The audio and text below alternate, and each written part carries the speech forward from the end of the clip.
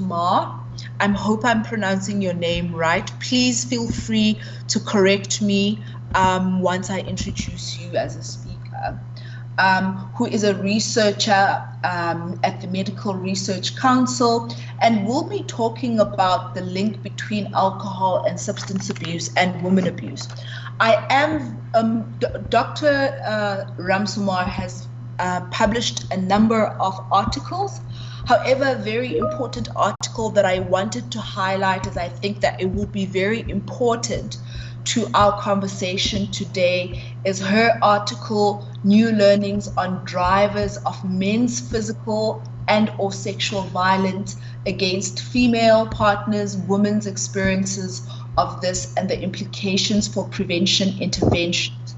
I think that, you know, when I was researching some of the speakers, they bring a very broad spectrum of experience, both academic and personal activist experience. So this is a great platform through which to thresh out.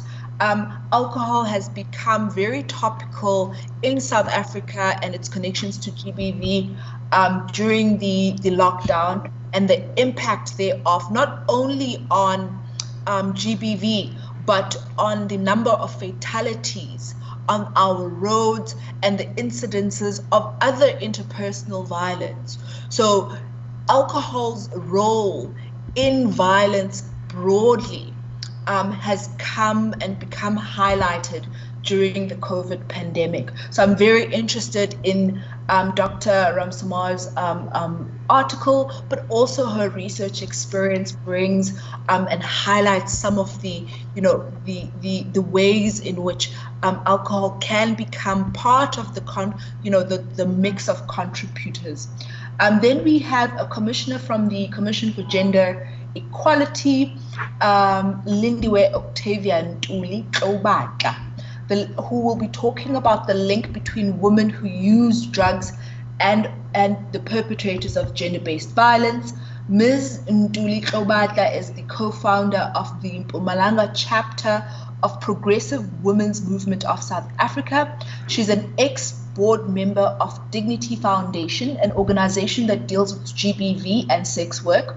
She has worked as a leader in the organized labor movement through SATU, NEHAW, as well as COSATU, and has developed a number of documents within the labor movement with special emphasis on gender and transformation.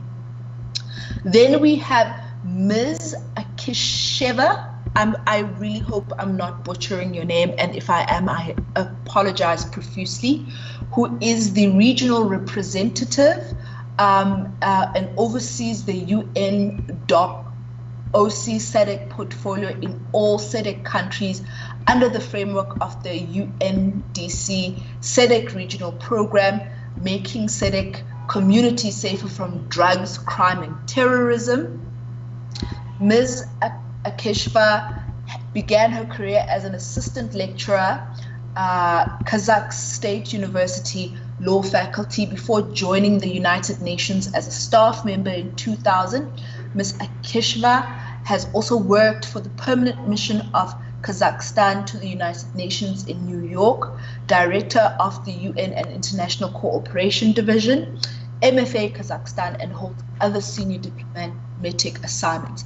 The current guest who is not here is the MEC Faith Mazibuko, who I will introduce in due course once I get a signal that she will also be part of our discussions.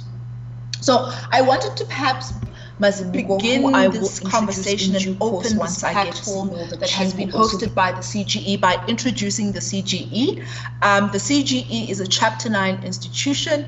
Some say it's the neglected Chapter 9 institution because we rarely come out, or we always exist in the shadow of our much more famous and much more media heavy present Chapter 9 institutions. We are the Commission for Gender Equality. We were established in terms of the Commission for Gender Equality Act, which establishes the commission in line with the constitutional mandate to ensure that we investigate, we bring